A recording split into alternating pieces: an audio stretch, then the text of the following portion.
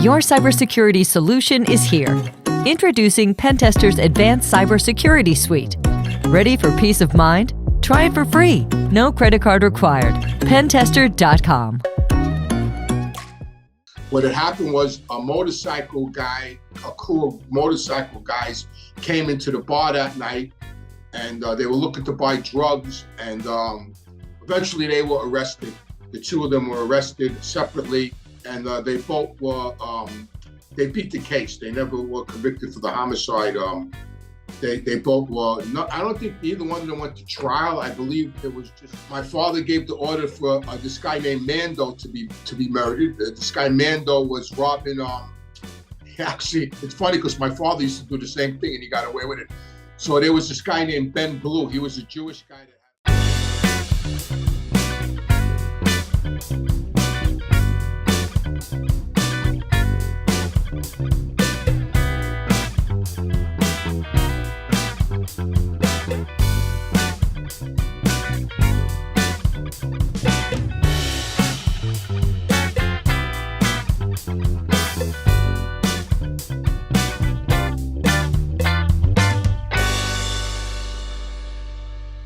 Hi, everybody. My name is Nicky, Ruggiano Jr. I want to welcome everybody to Reformed Gangsters. If you like my content, please subscribe and ring the bell. Also, don't forget about Patreon. The new memberships start at $1, go to $5 and $20. So please check it out. We got a lot of good videos on there, and you could get, Q&As with me. So, check it out. So tonight, it's funny because I just read an article in the newspaper that the FBI are up in upstate New York, in Gershon, New York, digging up farms for looking for bodies. And, it's crazy because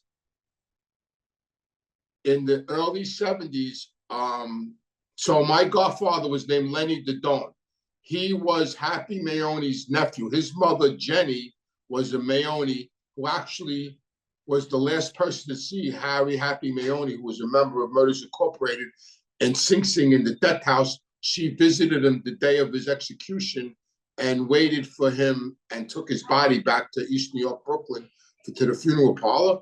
So Jenny was, she was his older sister, and Lenny was her son, who was my godfather. These are the people that raised my father after my grandfather died in 1932. So Lenny's uncle was Happy Mayone, and he had a girlfriend, and they owned a farm up in Gershon, New York, where it's presumed that Harry buried bodies up there. And when I'm reading this article, I'm thinking about that. And how do I know all this? Is because in the early 70s, Joseph the Don, who we call Little Joe, who was my father's godson, who passed away now, unfortunately, and this other fellow, Robert Angle, who is now a pastor, who has, been saved and is doing really well. He's a pastor. They were indicted for a murder. A murder took place on Atlantic Avenue and Woodhaven Boulevard. There was a bar there called the 93 Club. And I was there that night, and I left early, and I went to the Surfside 3 Motel, which was up Crosby Boulevard with a female. And they stood at the bar, but they were all going to meet me up at the hotel, and they never showed up, and I didn't know why until the next morning. What had happened was a crew of motorcycle guys came into the bar that night, and they were looking to buy drugs, and there was an argument that spilled out into the street on Atlantic Avenue, and one of them got stabbed to death in the middle of Atlantic Avenue, on the island in the middle of Atlantic Avenue. One of them got stabbed to death, and Joseph and Robert were identified as the perpetrators of this crime, this homicide.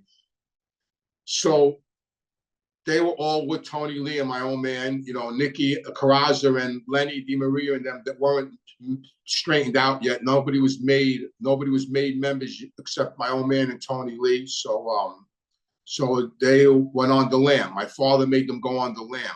And so being that Joseph was related to the Mayone, was here for Mayone, they went to the farm, in Gershon Farm, upstate. And this lady now, who was originally Happy Mayone's girlfriend when they were younger, was like a little old lady now that had this big piece of property in upstate New York. And there was a guy there that used to work for named Hirsch. and he used to play the guitar for us. And it was like Deliverance. Remember that guy Deliverance that played the banjo? Well, this was Hirsch. Hirsch was like that guy. And and the rumor was that there was bodies buried up there. I don't know if it's the same. Who knows? It might even be the same farm that dig it up now. Maybe these are her relatives, her nieces, her kid. I don't know who. It might be the same place. Who knows? So in upstate New York's always been a burial ground for mob bodies. I mean, so to finish that story about the homicide, so they stood up there for a while. Then they went to Jersey, to this crew in Jersey who was a bad crew of wise guys. The Gambino family had a fraction in Jersey. They even wrote a book about them. I think it was called To Drop a Dime.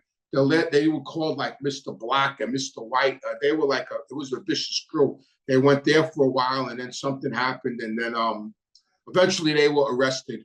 The two of them were arrested separately, and they both were they beat the case. They never were convicted for the homicide.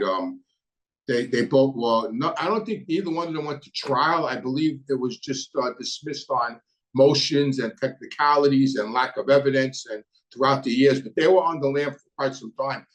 They were being hit out in East New York. My father totally had them hit out all over the place, but one of the spots was a farm up in New York State, and that was owned at one point by Happy Mayoni, who was a member of Murders Incorporated, who definitely buried some bodies, I would assume.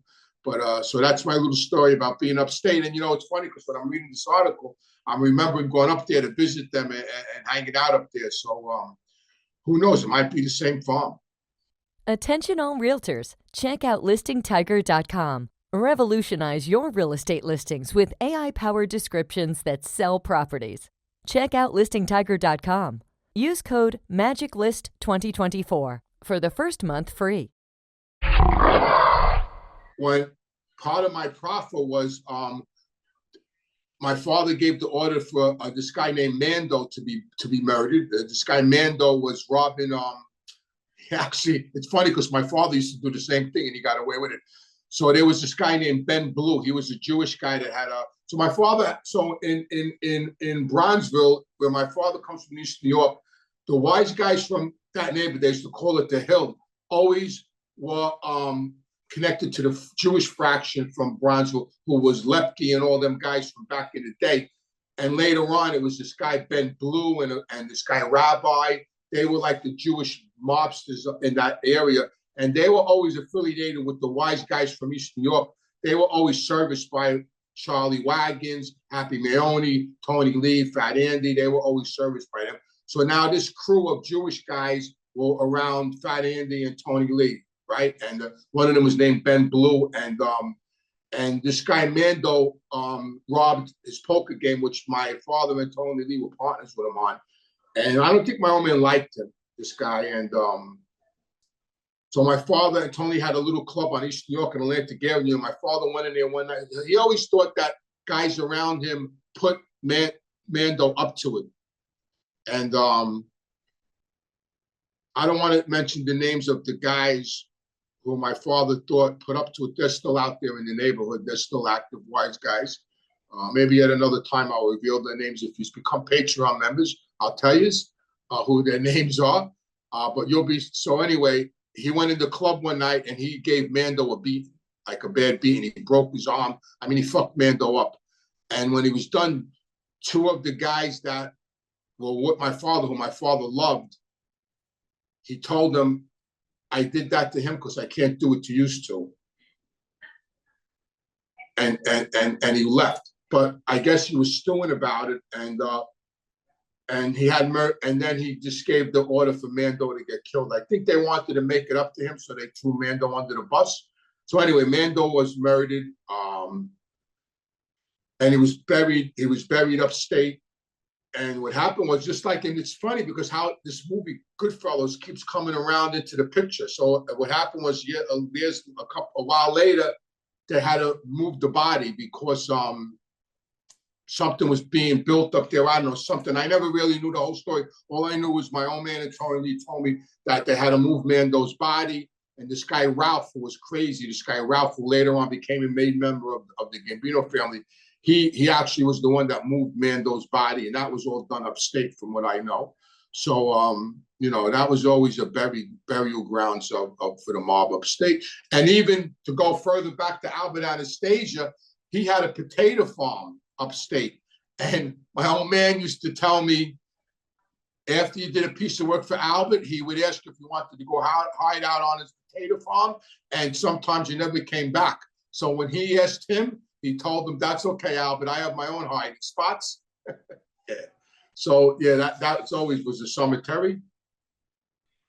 I heard. I didn't hear about murderers per se, but I met a lot of murderers. I met a lot of people that committed murders, but all part of being in the mob. Like they were nice guys. And they were family men, and good sons, and they just like my old man and Tony Lee and John Gotti. I could go on. I can name 20, 30 guys I know that killed people, but they were all they were good guys. There was a couple of psychopaths, like Roy DeMaria was a psychopath, Tommy Karate was a psychopath, Jimmy Burke was a psychopath. There was murderers, and then there was murderers. You know what I mean? Like there was psychopaths, but every week whenever I was with Tony or my old man, I was always run across guys. Oh, he's a good guy. Oh, he did a piece of work. Old guys, young guys. I met little old men that did work. It was all the time. But all of it was sanctioned. A lot of stuff that wasn't sanctioned, they didn't talk about because you weren't allowed to do anything unsanctioned. Like Mando wasn't sanctioned. Mando was off the books, off the record. So my old man had to be very careful with that because it wasn't. He didn't have permission for that. There was a couple of homicides that Tony Lee and my father and all of them were involved in. Two that I know of that weren't sanctioned. Mando and this other guy that they killed in South Ozone Park that Tony Lee and Skinny Dom and my father clipped. Tony Lee actually shot the guy in the head. Skinny Dom was driving the car down Atlantic Avenue. They were like on 120th Street, and my father made out he had to throw up, and he made Dominic pull over the car, and my father was making out he had to throw up. And the guy was standing behind my father, and Tony Lee shot the guy in the head. So, that's the mob. And then they went home to their wives and kids and went to sleep.